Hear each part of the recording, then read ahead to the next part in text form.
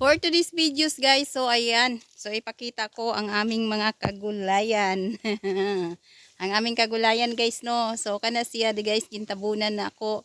So pitsay na siya guys. So bago lang na siyang ninturok no. So gintabunan na mo kay sige uwan-uwan dire. So mauna nga gintabunan na mo guys. So ang among mga talong guys. So mao ni ang among mga talong. So ako ang bata nagpahabok sang among sitaw no. So nagpalambo sang amon nga sitaw. So dugay-dugay na pud ko no nga wa kahimo og mga video kay tungod napaka-busy gyud in town ang inyong inday na perte yung pagkabisiha jud in town. So akong kamuti guys no. So nadyo ko'y kamuti guys bisan pa paano. Bisag maura na guys no. So maningkamot lang taana kung makaluyan sa Ginoo kung may sulod na siya no. So bahala na siya kung may sulod unya. Kung muhatag na siya og nay sulod. No, nindot kayo jud guys dire sa bukid kay kung mananom ka so naa jud kay kuhaan no. So kani guys ang akong luya guys no. So mao ni ang akong luya. So makita niyo diyan guys ang akong luya. So padung na didto guys. Padung didto na guys ang akong mga luya. So kana diha mga luya na siya.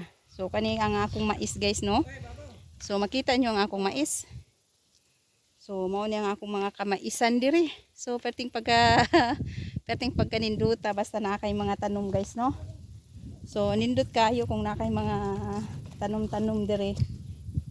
So daghan kayo guys oh. So makita nyo yan dyan guys. Perting daghana guys kung mga tanom kinahanglan mananom jud ani kay perting pagkalisuda. Kung magsige lang kag pungko sa panimalay na way trabaho. So wa joy makikitag income no. So kani diri guys mga sitaw ni siya guys no. So mao ni akong giningon nga mga sitaw ni siya diri dapita. So ginpamutangan na siya poste para palitan na siya og pisi. So kanang lubid ba ya guys. Kaning akong sinultihan lagi dili jud maano na Bisaya, na Tagalog, na Karaya. So perti yung pagkalisuda guys, di gid ako madiretso. So kani mga poste na ni siya guys. So pagkahuman sa poste guys, so butangan na siya og lubid. Unya pagkahuman sa butang og lubid, mao na kada puno. For example, ani guys no. So for example, ani guys no. So kada puno aning sitaw. So butangan na siya og kawayan para patindog. So mao ra na update kara ako kanakon karon guys no.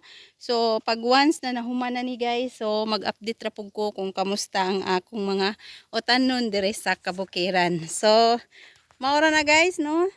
So perti na yung pagkataasa kini akong video sa mga pagtan-aw sa akong mga content. Bisag bihira lang jud ako maga-post guys. Daghan gig salamat sa mga nagkomento diha. So ang uban ni replyan lang nako. So kay dili man jud ko kahimo ka tutorial guys. Perti jing pagabisiha diri sa kabukiran. Mao ra na guys. So daghan kayong salamat. Have a nice day and God bless you all.